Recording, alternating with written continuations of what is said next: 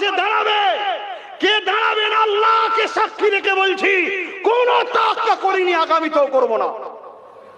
হাতটাকে শুনে রেখে দাও, আমি আমার বাপকে আমার মাকেও ভালোবাসি, মুস্তাফা জানে রহমতের খাতিরে ভালোবাসি। কেন আমার রবি বলেছে যে বাপ মান নয় সে আমার নয়, তাই আমার গলা বাঁধা বাপ মার কদমের কাছে, ভালোবাসতেই হবে, নাই রসুলের হতে পারবো না। কথা বুঝছেন না, বোঝেন না? তা তুমি কোথাকারের কে?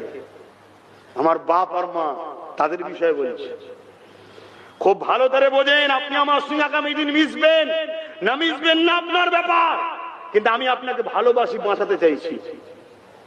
গুনাহ যদি হয়েও যায় যুবক, হুজুরের মোহাব্বত আদবটা দিলে রাখো, হুজুরের প্রেম দিলে রাখো।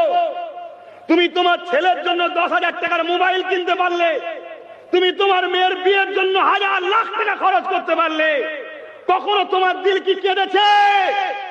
আমার নবীর দুশ্মন একদিকে বাড়ছে, আমি কিছু করব যেখান থেকে আমার নবীর পক্ষে সৈনিক তৈরি হবে, নবীর দিনের মেসেজ দেবে, যেখান থেকে কোরআন সামনে রেখে বা আরো বিভিন্ন কায়দায় ক্ষমতার আসন দখল করে আমার নবীর ঝান্ডার জন্য লড়াই করবে।